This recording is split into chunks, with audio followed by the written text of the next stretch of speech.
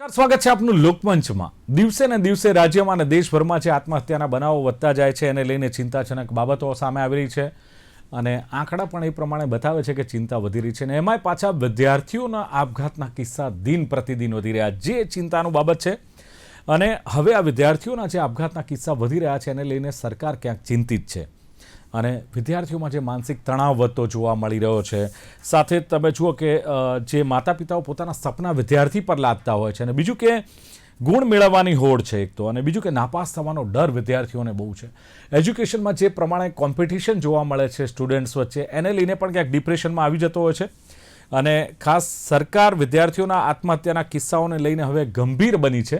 ચર્ચા એટલા માટે કે વિદ્યાર્થીઓમાં વધતા જતા આત્મહત્યાના કિસ્સાઓને લઈને સરકારે એક સખ્ત આદેશ જાહેર કર્યો છે અને સરકારે કહ્યું છે કે જે કોલેજ હોય કે યુનિવર્સિટીઓ હોય એને આદેશ આપ્યા છે અને યુનિવર્સિટી અને કોલેજમાં મેન્ટલ હેલ્થ પોલિસી લાગુ કરવાની વાત સરકારે કરી છે, કારણ કે શૈક્ષણિક પ્રદર્શનના આધારે વિદ્યાર્થીઓને અલગ પાડવામાં નહીં આવે આમ તો, પણ બીજું કે રાજ્ય સરકારે વિદ્યાર્થીઓની કાઉન્સેલિંગ કરવાની પણ એક સૂચના આપી છે અને દર 100 વિદ્યાર્થી દીઠ એક કાઉન્સેલર આ યુનિવર્સિટી કે શાળાઓએ રાખવો ફરજિયાત બનાવવામાં આવ્યું છે અને શિક્ષણ સંસ્થાઓમાં હવે જે આ મેન્ટલ હેલ્થ પોલિસી આવી રહી છે, શું લાગે છે કે સમયની માંગ છે કે પછી એક મજબૂરી દેખાઈ રહી છે કે જેને લઈને આ પોલિસી લાવવી પડે છે? અને બીજું કે વિદ્યાર્થીઓ જે આત્મહત્યા કરી રહ્યા છે, જે કિસ્સા વધી રહ્યા છે, આ નવી પોલિસી એટલે કે મેન્ટલ હેલ્થ પોલિસી શું વિદ્યાર્થીઓના જીવ બચાવી શકશે? શું માત્ર મેન્ટલ હેલ્થ પોલિસી જ અસરકારક સાબિત થશે કે અન્ય સમાજનો, માતા પિતાનો કે કોઈ એ પ્રકારનો રોલ પણ જરૂરી છે? અને આ જ મુદ્દે ચર્ચા કરવી છે કે મેન્ટલ હેલ્થ પોલિસી સમયની માંગ છે કે મજબૂરી। ચર્ચા કરવા માટે મારી સાથે લોકમંચના પેનલમાં ઉપસ્થિત છે સિનિયર સાયકોલોજીસ્ટ એવા ડૉક્ટર પ્રશાંત ભીમાણી ઉપસ્થિત છે। ડૉક્ટર પ્રશાંત ભીમાણી, સ્વાગત છે આપનું લોકમંચમાં। Thank you. સાથે જ શિક્ષણ સુધારક, શિક્ષણવિદ એવા ડૉક્ટર અશોક પટેલ મારી સાથે છે। અશોકજી, આપનું પણ સ્વાગત છે। નમસ્કાર। અને સામાજિક કાર્યકર જેઓ સેલ્ફ ડિફેન્સના દીકરીઓ માટે ક્લાસીસ ચલાવે છે એવા વ્યવસાય એડવોકેટ છે, સામાજિક કાર્યકર છે પૂનમ પાંચાણી। પૂનમજી, આપનું પણ સ્વાગત લોકમંચમાં। યસ ડૉક્ટર પ્રશાંત ભીમાણી, જે પ્રમાણે આપઘાતના કેસ વધી રહ્યા છે, મેં કહ્યું એમ કે એક હવે ચિંતા સરકારે જતાવી છે અને ગંભીર બની છે અને સરકારે જે સખ્ત નિર્દેશ આપ્યો છે મેન્ટલ હેલ્થ પોલિસી લાગુ કરવાની વાત છે। સીધો સવાલ એ છે કે શું આ મેન્ટલ હેલ્થ પોલિસી આ વિદ્યાર્થીઓનું જે આત્મહત્યા કરી રહ્યા છે એમનો જીવ બચાવી શકશે કે હજુ પણ કંઈ ખૂટે છે, અને ખૂટે છે તો શું છે? એક સિનિયર સાયકોલોજીસ્ટ તરીકે શું કહેશો સર? હું એવું ચોક્કસપણે માનું છું કે આ પોલિસી ખૂબ જ હેલ્પ કરશે, પહેલી વાત છે। બીજી વાત એ છે કે જેમ જેમ એનો ઉપયોગ આવશે એમ એની અંદરના થોડા ફેરફારો જરૂર પડે એ પ્રમાણે સરકાર ચોક્કસ કરશે।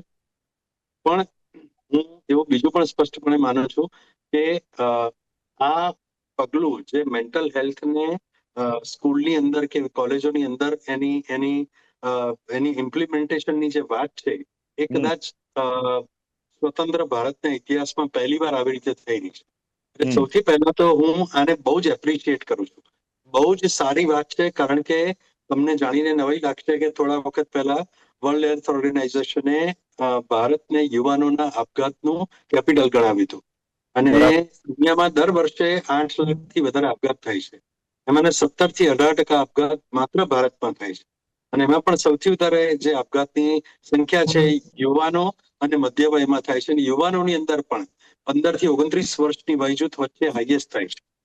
તો આ આપણે જે કંઈ પણ આંકડા આપણી સમક્ષ જે સ્ટેટિસ્ટિક્સ આવે છે અથવા નેશનલ ક્રાઇમ રેકોર્ડ બ્યુરોના આંકડા આવે છે, ક્યારેક વિધાનસભાની અંદર આંકડા આવે છે, આ બધા આંકડાઓ આપણે ચોક્કસ સૂચવે છે કે આ બહુ જ ગંભીર બાબત છે। આપણે માનીએ એને કરતા ઘણી ઘણી ઘણી ગંભીર બાબત છે, કારણ કે વિદ્યાર્થીઓના વર્તન તમે જુઓ કે છેલ્લા કેટલાક વર્ષોમાં જબરજસ્ત રીતે બદલાઈ ગયા છે। કારણોની ચર્ચા કરીશું, મોબાઈલ ને બીજું ઉછેર ને બધી વાત। હું અત્યારે તમને એ જસ્ટ એને પ્રાસંગિક વાત કરું કે થોડા વર્ષો પહેલા છોકરાઓના વર્તન આટલા બધા, એટલે સ્ટુડન્ટ્સના બિહેવિયરમાં આટલા બધા પ્રોબ્લેમ્સ હતા જ નહીં। પોસ્ટ કોરોના ખાસ કરીને આ પ્રોબ્લેમ બહુ વધી ગયા છે। સ્ક્રીન એડિક્શન જે છે એ સૌથી મોટું એક કારણ હોઈ શકે, મા બાપ જે છે પોતે સ્ક્રીન એડિક્ટ હોય છે, એટલે બાળકના ઉછેરની અંદરની પ્રક્રિયામાં મુશ્કેલીઓ હોય છે. અને ઘણી બધી વખત બાળકને અથવા તો જે કંઈ પણ ભણવાની જે મોટિવેશન અંદરથી આવવું જોઈએ એટલા માટે નથી આવતું, કારણ કે માત્ર આપણે ટકાલક્ષી, આંકડાલક્ષી, પરિણામલક્ષી વાતો કરતા થયા. અને નવી જે એજ્યુકેશન પોલિસી છે એમાં સારી વાત એ છે કે એની અંદર કાઉન્સેલિંગ તો છે જ, પણ આ પ્રકારનું ભણતર પણ છે કે જેની અંદર સ્કિલ બેઝડ ડેવલપમેન્ટ વધારે હોય. એટલે મારી દ્રષ્ટિએ આ ચોક્કસપણે ફાયદો કરનારી બાબત છે. અને હજી સુધી તો ખાલી બાળકોનું કાઉન્સેલિંગ નહીં, મારી દ્રષ્ટિએ વધારે કાઉન્સેલિંગની જરૂર તો માતા પિતાને હોય છે. એટલે એ લોકોએ પણ એમાં એટલું જ સમજવાની જરૂર છે, એ હું ચોક્કસપણે કહીશ. ઘણા બધા કારણો છે, આગળ આપણે ચર્ચા કરીશું. પણ સર, મારો સીધો સવાલ એ છે કે માની લો કે વિદ્યાર્થીમાં ડિપ્રેશન છે સર, તો હવે એ ડિપ્રેશન છે, સ્ટ્રેસ છે, એકેડેમિક સ્ટ્રેસ છે કે પછી ક્લિનિકલ ડિપ્રેશન છે? હવે આ ડિફરન્સ સર જે ઓળખવાનો છે, ડિફરન્સ કેવી રીતે ઓળખી શકાશે કે આને આપણે એકેડેમિક સ્ટ્રેસ કહીશું કે ક્લિનિકલી ડિપ્રેશન કહીશું? પહેલો મને એનો જવાબ આપો કે બંનેનો ઉપાય તો કરવો પડે. યસ, ઉપાય તો કરવો જ પડશે બંનેનો, રાઈટ? એ આમાંથી આવ્યું હોય કે તેમાંથી આવ્યું હોય. અલ્ટિમેટલી એકેડેમિક સ્ટ્રેસ જે છે એ સ્ટ્રેસ અથવા તો પેલું છે એના માટેનું સાયકોલોજીકલ ટેસ્ટિંગ આવે છે. બીજું ક્લિનિકલ ટેસ્ટિંગ આવે છે. જ્યારે અમે પેશન્ટને જોઈએ ત્યારે એનું મેન્ટલ સ્ટેટસ એક્ઝામિનેશન, જેને MSE કહીએ છીએ, એ આખું એક્ઝામિનેશન હોય છે. એના પરથી ખબર પડે છે કે કયા પ્રકારના કોઝિસ છે. અને ઘણી બધી વખત બાયોલોજીકલ કોઝ હોય છે, ઘણી વખત જેનેટિકલ કોઝ હોય છે, ક્યારેક સાયકોલોજીકલ કારણો હોય છે, ક્યારેક ઉછેરના કારણો હોય છે, ક્યારેક સામાજિક કારણો હોય છે, ક્યારેક એના શૈક્ષણિક જે સિસ્ટમ છે એમાંથી આવતા કારણો હોય છે. ઘણા બધા એવા કારણો છે, એની પૂછપરછ કરીને નક્કી કરી શકાય. એટલે કાઉન્સિલરના લેવલે હું એવું માનું છું કે એટલીસ્ટ એ પહેલી નજરે, પ્રથમ દ્રષ્ટિએ એને એટલું તો ઓળખી શકે કે આને કયા એરિયામાં પ્રોબ્લેમ છે. અને જો માઇનોર પ્રોબ્લેમ હોય તો એ કાઉન્સિલર એને એ વખતે એને મનોવૈજ્ઞાનિક માર્ગદર્શન આપીને, બરાબર શબ્દને હું કોટ અનકોટ કહું છું, મનોવૈજ્ઞાનિક માર્ગદર્શન, સીધી સલાહોની વાત નથી. સલાહ કોઈ પણ આપી શકે, પણ જ્યારે સાયકોલોજીકલ કાઉન્સિલિંગની વાત આવે છે ત્યારે એની અંદર સ્કિલની આવશ્યકતા છે, એની અંદર વૈજ્ઞાનિક દ્રષ્ટિકોણની આવશ્યકતા છે, ટ્રેનિંગની આવશ્યકતા છે. આ બધી બાબતો જ્યારે આવે ત્યારે ચોક્કસ એ વ્યક્તિ સમજી શકે છે કે આ જે વિદ્યાર્થી છે એને એમાં આવેલું સ્ટ્રેસ કે ડિપ્રેશન એ ક્યાંથી આવે છે, એનું કારણ શું છે, અને એને દૂર કરવા, ધારો કે હું કંઈ ના કરી શકું તો મારે કોને રિફર કરવાનું એ પણ એને ખબર પડે. ઓકે, ડોક્ટર અશોક પટેલ, માની લો કે ન્યૂ એજ્યુકેશન પોલિસી તો આવી રહી, પણ હાલની જે એજ્યુકેશન પોલિસી છે એના કદાચ એવું કહેવાય છે કે એક માર્ક્સ પેદા કરવાની મશીનરી એજ્યુકેશન પોલિસી બની ગઈ છે, એવી પણ ચર્ચા છે. એટલે આ જે નવી જે મેન્ટલ હેલ્થ પોલિસી આવે છે, પણ વિદ્યાર્થીઓના માનસિક વિકાસ માટે પણ કોઈ ચોક્કસ યોજના કે પોલિસીની જરૂર ખરી?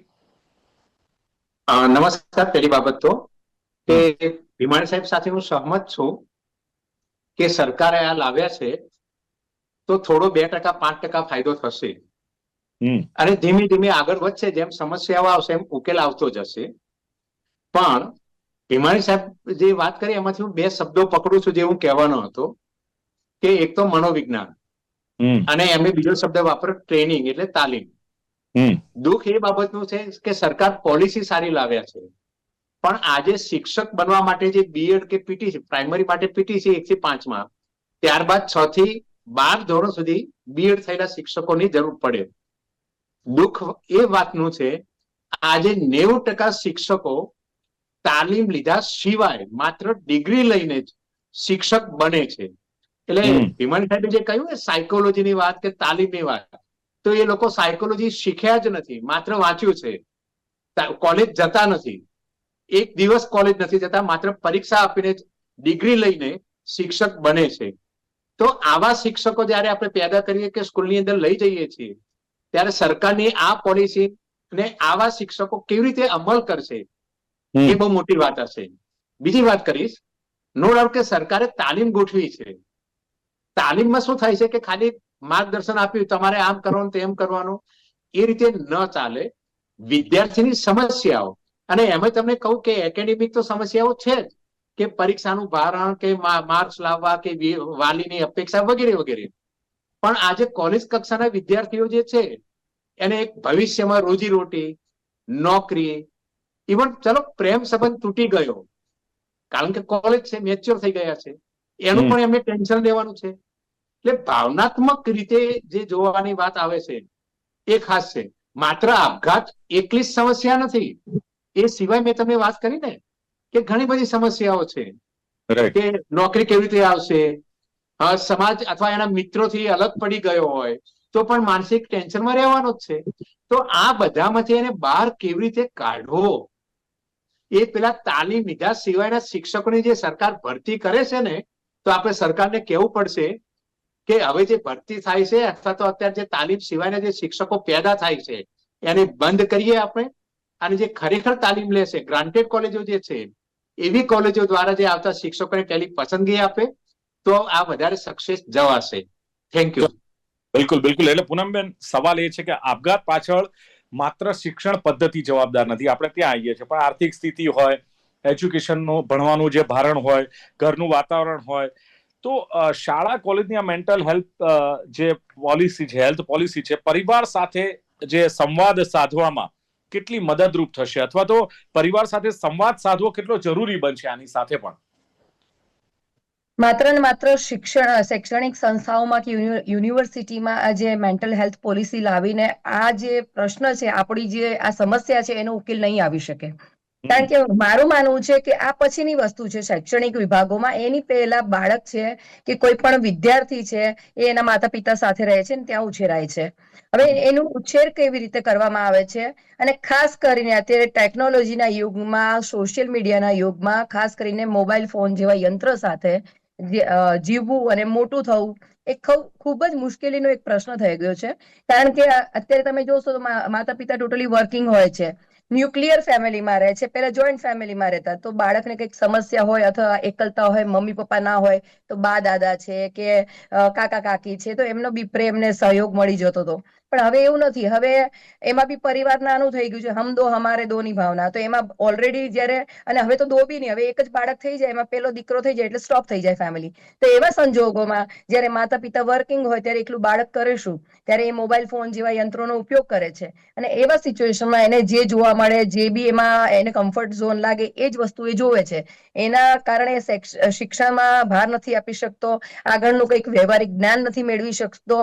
અને બીજું, માતા પિતા બી એટલા જ એડિક્ટેડ હોય છે કે કામ ધંધેથી થાકીને આવે એટલે મોબાઈલ ફોન પોતે બી લઈને બેસી જાય. બાળકને સમય નથી આપતા, બાળક સાથે બેસતા નથી, બાળકે શું જમ્યું, બાળકે આખા દિવસ દરમિયાન એની દિનચર્યામાં શું કર્યું એ પણ એમને ખ્યાલ નથી હોતો. અને બાળક ક્યાંક ને ક્યાંક એકલતા અનુભવે છે અને એના માતા પિતાનો પ્રેમ અને હૂંફ શોધતું હોય છે. પણ એ સમયમાં માતા પિતા એમના કામથી કંટાળીને આવ્યા હોય એટલે એમને એમ થાય કે ચલો મોબાઈલ ફોન લઈને બેઠો છે ને બેસવા દે. ખવડાવવા માટે બી તમે જોવો છો બાળકોને અત્યારે પેમ્પરિંગ, કે ભાઈ એમને મોબાઈલ ફોન સ્ક્રીન આપો ત્યારે તો એ જમે છે. તો આ બી એક મોટો પ્રશ્ન છે. કારણ કે અત્યારે બાળકો માટે એ ટોટલી પેરેન્ટ્સે એક કમ્ફર્ટેબલ ઝોન કરી દીધું છે કે બાળકને આમ નહીં આપે તો એ રડશે, બાળકને આમ નહીં આપે તો આમ કરશે, બાળકને આમ કરશું તો એ આવી જીદ કરશે, એ ભણવા નહીં જાય અથવા તો ઘરમાં પ્રોપર રીતે રહેશે નહીં. કારણ કે માતા પિતા કેવું છે, એ પોતાનું કમ્ફર્ટ ઝોન વિચારે છે, એના લીધે એ બાળકોને બી કમ્ફર્ટ ઝોનમાં રાખે છે. એટલે આ એક બહુ મોટી સમસ્યા છે. તમારે બાળકના માતા પિતા તરીકે બાળકને કંટ્રોલ કરવાની જવાબદારી માત્ર ને માત્ર તમારી છે. પણ માતા પિતાનો રોલ અત્યારે મોબાઈલ ફોન કરી રહ્યો છે. એમાં કરવામાં આવે છે તો લાગે છે કે આ પોલિસી, મેન્ટલ હેલ્થ પોલિસી પછી ઉપયોગી થાય, શાળામાં હોય કે કોલેજમાં હોય? ઉપયોગી થશે ખરા, પણ 5-10%. કેમ કે શાળામાં કરશે પણ ઘરે તો માઇન્ડ વોશ પાછું એનું એ જ થઈ જશે. ઘરે ગયા પછી મેન્ટલ હેલ્થ પોલિસી કોણ જોવાનું છે? ત્યારે તો પાછું હતું એ માઇન્ડ વોશ ત્યાં જશે. એક પેલું કે ને, એક પગ ખાડામાં છે ને એક ખાઈમાં છે, એવું જ કંઈક થશે. હા, બની શકે કે સ્કૂલમાં અને કોલેજોમાં કે જે બી શૈક્ષણિક સંસ્થાઓમાં છે એમાં એ મેન્ટલ હેલ્થ પોલિસી લાવશે તો ક્યાંક ત્યાં થોડુંક એના જ્ઞાનમાં વધારો થશે અથવા તો એને થોડુંક સુધારણા આવશે. પણ ઘરે ગયા પછી કોણ એનું ધ્યાન રાખશે? એનો એક પ્રશ્ન ગોળ ફરીને ત્યાં જ પ્રશ્ન અહીં ઉભો રહેશે. એટલે સૌથી પહેલા જે મેન્ટલ હેલ્થ પોલિસી છે ને, એ માતા પિતામાં લાવવાની જરૂર છે. એમની માટે કોઈ ક્લાસ ખોલવાની જરૂર છે કે માતા પિતાને પહેલા આ પોલિસીનું જ્ઞાન મળે અને એના બાળકને આપે, પછી આ સ્કૂલોમાં લાવે. ઓકે. એટલે ભીમાણી સાહેબ, સવાલ એક થાય છે કે માની લો કે કાઉન્સિલરની નિમણૂક કરવામાં પણ આવશે, એવી પણ વાત છે કે 100 વિદ્યાર્થી હોય તો એક દીઠ એક કાઉન્સિલર રાખવો ફરજિયાત છે. હવે પહેલું વસ્તુ તો એક કાઉન્સિલર ક્વોલિફાઈડ હોવો જોઈએ કે જે વિદ્યાર્થીઓને કદાચ આઘાતમાંથી બહાર લાવે. બીજું કે માનસિક રોગ સાથે સામાજિક ડર હોય, એને હાવ હોય, જે પ્રમાણે અશોક સરે કહ્યું, આર્થિક પ્રોબ્લેમ હોય, એને રોજગારીનો પ્રશ્ન હોય, પ્રેમ સંબંધ હોય, એમાં એને તકલીફ હોય, તો શું પોલિસીમાં હજુ પણ આમાં કયું એડ ઓન હોવું જોઈએ અથવા સુધારો હોવો જોઈએ પોલિસીમાં જરૂરી છે? આમાં એવું છે કે availability of treatment is the prior right of any person. અને એટલે જ્યારે સ્કૂલની અંદર પણ આખા વિશ્વમાં આવું છે કે સ્કૂલની અંદર અને કોલેજની અંદર દરેક જગ્યાએ ત્યાં સાયકોલોજીકલ કાઉન્સિલર હોય છે. હવે એવું છે કે આપણે ત્યાં એ ખ્યાલ ધીરે ધીરે એટલા માટે વધ્યો કે અહીંયા ખાલી આપણે આપઘાતને જ બહુ મોટી વાત માનીએ છીએ. એકચ્યુઅલી આપઘાત સિવાયની વાત પટેલ સાહેબે સરસ વાત કરી કે આપઘાત એકલી જ વાત નથી, બીજી ઘણી બધી બાબતો છે જેને આપણે એડ્રેસ કરવી પડે. અને એ બધી બાબતો જે છે એ સ્કૂલની અંદર હું એવું માનું છું કે માત્ર સીધી સલાહો આપીને બાળકને કંઈ આમાં બચાવી લેવાનું છે ને એવી બધી સીધી વાતો નથી. આમાં ઘણી બધી વાત હોય છે. આમાં જેમ બેને વાત કરી એમ પેરેન્ટિંગની પણ વાત આવતી જ હોય છે. આની અંદર બધી જ વાત આવે છે. એટલે આ પોલિસી એવું નથી કે ખાલી એક પેશન્ટને સાજા કરવાની કોઈ દવા મૂકી દીધી છે પોલિસીમાં, એવું આમાં જરાય. એટલે આમાં હું એવું માનું છું કે આ એઝ અ હોલ બધી બહુ ચર્ચા વિચારણા કરીને આની અંદર અત્યારે આ રજૂ કરવામાં આવ્યું છે. ઘણીવાર એવું છે કે આપણા સમાજની અંદર જ સૌથી મોટો સ્ટિગ્મા છે, એક જાતનો સામાજિક ક્ષોભ અને સંકોચ છે કે ભાઈ કોઈ કાઉન્સિલર પાસે જાય કે સાયકોલોજીસ્ટ પાસે જાય કે ડોક્ટર પાસે જાય તો એનો અર્થ એવો થયો કે માણસ પાગલ છે અથવા એ બાળકને કંઈક તકલીફ છે. એવું જરાય નથી. આ બાબત સાબિત કરવા માટે પણ સ્કૂલની અંદર કાઉન્સિલર હોવા જરૂરી છે. કાઉન્સિલર બધાને એક જનરલી સમજાવે છે કે કોઈ પણ વ્યક્તિને કોઈને પણ ઇમોશનલ કે ઇન્ટેલેક્ચ્યુઅલ કોઈ પણ તકલીફ હોય ત્યારે એ વ્યક્તિને માટે કોઈ પણ પહોંચી શકાય તેવી બીજી એક વ્યક્તિ હોય કે જેને મદદ કરે. આજે હું ઘણી બધી શિક્ષણ સંસ્થાઓમાં જાઉં છું, ઉચ્ચ શિક્ષણ સંસ્થાઓમાં પણ જાઉં છું, યુનિવર્સિટીઝમાં પણ જાઉં છું. ત્યાં આગળ અમે જ્યારે બાળકો આવે ત્યારે પહેલા દિવસે એમનું જે ઓરિએન્ટેશન હોય એમાં જ અમે કહી દઈએ છીએ કે અમે અવેલેબલ છીએ, કંઈ પણ હોય તો તમે અમને વાત કરી શકો. એટલે છોકરાઓ માટે એક મોટો એમાં આધાર બને છે કે ઓકે અમારે કંઈ પણ કહેવું તો આ છે, અમારી ટીમ છે, બીજા ઘણા બધા લોકો છે, એ બધા એમની સાથે વાત કરશે. એટલે આમાં માત્ર એક જ પ્રોબ્લેમ કે એમનું સ્ટ્રેસ છે એવું નથી. સ્ટ્રેસ સિવાય ઇમોશનલ ડિસ્ટર્બન્સ છે, લર્નિંગ ડિસઓર્ડર છે. ધારો કે બાળક જે છે, હું તમને એક્ઝામ્પલ આપું, શિક્ષક તરીકે કદાચ અશોકભાઈને એ વસ્તુમાં એમને ખ્યાલ હશે કે બાળક ઘણીવાર બહુ ચંચળ, અતિ ચંચળ હોય છે, જેને આપણે હાઇપર એક્ટિવ ચાઇલ્ડ કહીએ છીએ. તો આ હાઇપર એક્ટિવ ચાઇલ્ડના લક્ષણો કયા, એમાં એડીએચડી છે કે કેમ, બીજું કોઈ એના જે ઓટિસ્ટિક સિન્ડ્રોમ એની અંદર છે કે કેમ, આ બધીની સામાન્ય સમજ જો એ કાઉન્સિલરને પહેલેથી આપી દીધેલી હશે તો ચોક્કસ નાનપણથી આ બધી તકલીફોને આઈડેન્ટિફાઈ કરી શકીશું. પહેલા એવું હતું, વર્ષો પહેલા મને યાદ છે કે વર્ષો પહેલા જયારે કોઈ બહુ જ તોફાન કરે એટલે એને મારવામાં આવતો હતો અને એ છોકરાને બહાર કાઢી મૂકે, મારે એટલે એવું થાય કે છોકરો બધા ક્લાસને ડિસ્ટર્બ ના કરે. આ મેઇન શિક્ષકનો હેતુ એ હોય કે ક્લાસ ડિસ્ટર્બ થાય છે, તું બહાર જતો રહે. હવે એ ધારો કે તારે જમીન પર પણ આપણે જોયું છે, એમાં એ છોકરાની વાત છે. તો અને એનું જો આઈડેન્ટિફિકેશન કે ડાયગ્નોસિસ બરાબર થયું હોય તો એની ટ્રીટમેન્ટ બરાબર થાય અથવા તો એને રસ્તો બરાબર બતાવી શકાય. તો આ વાતમાં જો શિક્ષકો જનરલી ખરેખર સમજે કે જાણે, એ ભલે સ્કૂલના હોય, કોલેજના, ગમે તે, આમાં કઈ બહુ મોટું જ્ઞાન લઈ લેવાની જરૂર નથી, પણ એને આઈડેન્ટિફાઈ કરવાની જરૂર છે. જો આવું પણ એ લોકોની અંદર આવે, અમે પ્રયત્ન કરી રહ્યા છીએ, જે સ્કૂલ જે કોલેજ કહે ત્યાં અમે જઈને આ બધી બાબતો શીખવાડી રહ્યા છીએ, તો લોકો એટલું સમજે તો એટલીસ્ટ ત્યાંથી જ એ બાળકની અંદર નેગેટિવિટી વધતી અટકી જાય. જરૂર હોય પ્રમાણે આપણે મોકલી શકાય. બિલકુલ, પણ એના માટે જ મારો જે સવાલ હતો કે ક્વોલિફાઈડ કાઉન્સિલરની તો જરૂર પડશે. પણ અશોકભાઈ, એક સવાલ એ પણ છે કે માની લો આ તો ગ્રામીણ અને શહેરી વિસ્તારની વાત કરીએ તો જે પ્રમાણે શાળાઓ અને કોલેજો છે, સાહેબ, શહેરમાં સંસાધનો નથી, ગામડાની શાળાઓમાં ક્યાંથી સંસાધનો એટલા હશે, સંસાધનોનો અભાવ છે. હવે શું લાગે છે કે છેવાડાના બાળકો સુધી, શાળાઓ સુધી, જે શાળાઓ છે ગ્રામીણ વિસ્તારમાં, અંતરિયાળ વિસ્તારમાં, ત્યાંના વિદ્યાર્થીઓ માટે આ પોલિસી કેટલી અસરકારક રહેશે, અશોકભાઈ? પેલી બાબત તો કે આમાં સંસાધનો કરતા કમિટમેન્ટ જે કહેવાય શિક્ષકો તરફથી એ અગત્યનો ભાગ ભજવશે. એટલે કે તમે જે કહ્યું કે ગ્રામ્ય વિસ્તાર કે શહેરી વિસ્તાર, તો બંને વિસ્તારના વિદ્યાર્થીઓની કોલેજ કક્ષા હોય કે સ્કૂલ કક્ષાએ હોય, બંનેની સમસ્યા અલગ અલગ છે. તો એમની સાથે કાઉન્સિલિંગ કરવું પડશે. પણ ફરીથી હું એક વાત કહીશ, સરકારે શરૂઆત કરી છે, એમની સામે આ પોલિસીમાં કેટલીક સમસ્યાઓ છે, સરકાર સુધારા પણ કરશે અને મારે અને તમારે સરકારનું ધ્યાન દોરવું જ પડશે, તો સરકાર આગળ વધી શકશે. હું આજે એક બહુ સરસ તમારું ધ્યાન દોરીશ કે ચલો આ પોલિસી લાવ્યા, એનો અમલ કોને કરવાનો? શિક્ષકો દ્વારા અમલ થશે. પણ પ્રશ્ન એ થાય છે કે જેને અમલ કરવાનો છે એ પોતે ટેન્શનમાં હશે તો? આજે તમે જુઓ શિક્ષકની હાલત શું છે, સરકાર તરફથી કે વાલી તરફથી કે વિદ્યાર્થીઓ તરફથી શું આજે શાળામાં જતા શિક્ષકો માનસિક રીતે સ્વસ્થ થઈને જાય છે ખરા? અને કેટલા? તમે જુઓ શિક્ષક ઉપર ભારણ કેટલું. એક તો અભ્યાસક્રમ પૂરો કરવાનો, સારી રીતે ભણાવવાનો, એ તો એની ફરજ છે જ, પણ વિદ્યાર્થીઓના જુદા જુદા પ્રશ્નો આવે છે અને કેટલાક પ્રશ્નોમાં તો વાલી ઇન્ટરફિયર થઈને શિક્ષકો ઉપર હુમલા કરે, શિક્ષકો સાથે ગાળાગાળી કરે. આવા બનાવો બનવા સામાન્ય બની ગયા છે. તમે 10 સ્કૂલો ફરો તો 10 માંથી 2 સ્કૂલોમાં એવું બનશે જ કે વાલીઓએ શિક્ષકો સાથે અજુગતું વર્તન કર્યું હોય, તો એ શિક્ષક માનસિક સ્ટ્રેસમાં રહેવાનો જ છે. આ ઉપરાંત ચાલો કેટલાક સારા વાલી છે માની લઈએ, તો એ વાલીની શિક્ષકો પાસે અપેક્ષા વધારે જ છે કે બાળક આજે ઘેર દવા ન ગળતું હોય તો પણ વાલી શિક્ષક પાસે આવીને કહેશે કે તમારા વિદ્યાર્થીને કહો ને કે દવા ગળે, મારું બાળક ઘેર દવા નથી ગળતું. મોટો કોલેજનો છોકરો હશે કે છોકરી ભાગી જવાની તૈયારી કરી રહી છે, પ્રેમ સંબંધ થયો છે, તો પણ વાલી શિક્ષક પાસે આવશે અને કહેશે કે સાહેબ તમે પેલાને સમજાવો ને એ આવું ન કરે. અમારી સામે આ પ્રશ્નો આવે છે.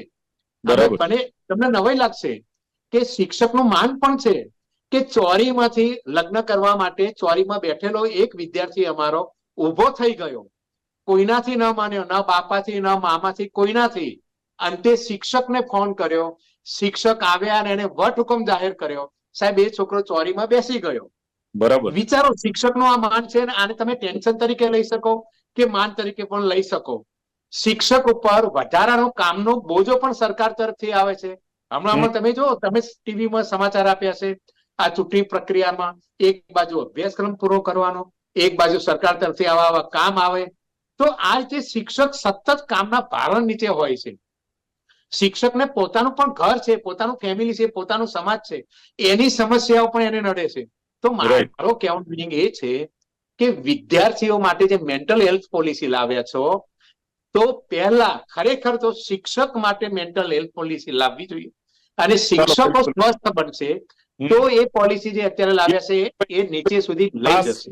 ખાસ જરૂરી છે આપે કહ્યું. એટલે શોર્ટમાં હું પૂનમબેન કે માતા પિતાઓ પર આ પોલિસી પહેલા તો લાગુ કરો, જે પ્રમાણે આપે વાત કરી છે. કારણ કે માતા પિતાઓ પણ પોતાના, મેં કહ્યું એમ, સપના લાદતા હોય છે, પછી એને અપેક્ષા હોય છે કે સારા ગુણ મેળવે મારો બાળક, પછી બાળકને પણ નપાસ થવાનો ડર હોય. એટલે લાગે છે કે સરકારી પોલિસી કે આદેશ ન રહેતા પરિવાર કે સમાજની પણ આમાં લોક ભાગીદારી પણ જોઈએ. પૂનમબેન?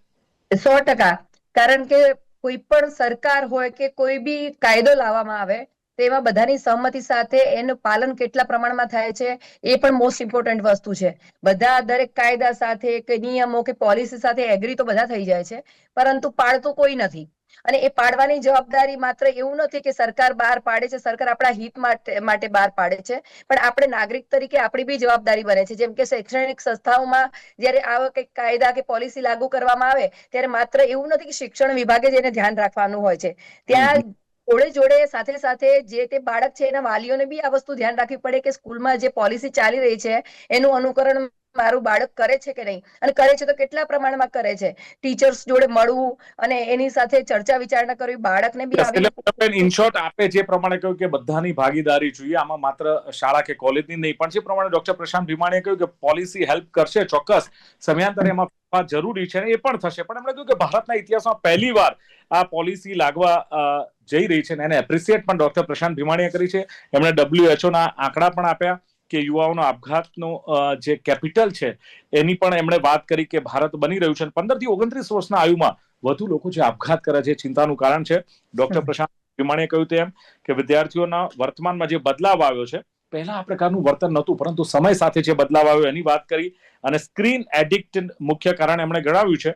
કહ્યું કે ખાસ તો જે પરિણામલક્ષી એજ્યુકેશન થયું છે, આંકડાલક્ષી થયું છે, જવાબદાર છે, પણ એક ભાર મૂક્યો, મનોવૈજ્ઞાનિક માર્ગદર્શન જરૂરી છે. ડૉક્ટર અશોક પટેલે કહ્યું એમ કે 2 થી 5% ફાયદો થશે, અને મનોવિજ્ઞાન અને ટ્રેનિંગ જે આપવાની વાત એમણે પણ કરી કે એ પણ એક સમર્થન એમણે આપ્યું છે ડૉક્ટર અશોકભાઈએ. અને પોલિસી સારી છે, પણ 90% શિક્ષકો તાલીમ વગરના હોય છે. આ વાત પર એમણે ભાર મૂક્યો છે. અને ડિગ્રીથી શિક્ષક બને છે, તાલીમથી શિક્ષક નથી બનતો, એનો અભાવ મોટામાં મોટો છે. અને માત્ર માર્ગદર્શન નહીં ચાલે એમનું કહેવું છે, ભાવનાત્મક રીતે શિક્ષકે વિદ્યાર્થીને જોવા પડશે, તો જ આનું સોલ્યુશન આવશે. અને શિક્ષકો તરફથી કમિટમેન્ટ એક અગત્યનો ભાગ ભજવશે. આ વાત પણ એમણે કરી છે. બીજું કે આપણે પણ સુધારા વધારામાં ધ્યાન દોરવું પડશે. માત્ર એજ્યુકેશન ડિપાર્ટમેન્ટ પોલિસી લાવી કે સરકાર લાવી એવું નહીં, આપણે સુધારા વધારા પર ધ્યાન દેવું પડશે. અને શિક્ષણ પર ભારણની વાત એમણે કરી છે કે માનસિક દબાણનો પણ ઉકેલ ક્યાંક લાવવો પડશે. અને પૂનમબેને કહ્યું એમ કે માત્ર પોલિસી લાવીને ઉકેલ નહીં આવે, પહેલાં તો શિક્ષણ માતા પિતા માટે આ પોલિસી લાગુ કરો અને લાગુ કર્યા પછી એનો ઉછેર કઈ રીતે થયો છે બાળકનો એ પણ મુખ્ય ભાગ ભજવે છે. પૂનમબેને કહ્યું એમ કે વર્કિંગ પેરેન્ટ્સ છે, કંટાળીને આવે એટલે બાળક મોબાઈલ લઈને બેઠું તો કે ભલે ને બેઠો, અને નાનું બાળક હોય એને જમવા માટે પણ મોબાઈલ આપવામાં આવે છે. શાળામાં ચોક્કસ પોલિસી ખરી, પરંતુ ઘરે પણ આ જરૂરી છે એ પણ વાત એમણે કરી. અને મા બાપ પર પહેલાં પોલિસી લાગુ કરો અને લોક ભાગીદારીની પણ એમણે વાત કરી. ચર્ચાનું સમાપન કરીએ છીએ. તો આ મેન્ટલ હેલ્થ પોલિસી આવી રહી છે એ સમયની માંગ પણ છે અને એમાં તમામનો સહકાર પણ એટલો જ જરૂરી છે. ડૉક્ટર પ્રશાંત ભીમાણી, ડૉક્ટર અશોક પટેલ, પૂનમ પાંચાણી ત્રણે જોડાયા. ખૂબ ખૂબ આભાર. Thank you very much. Thank you.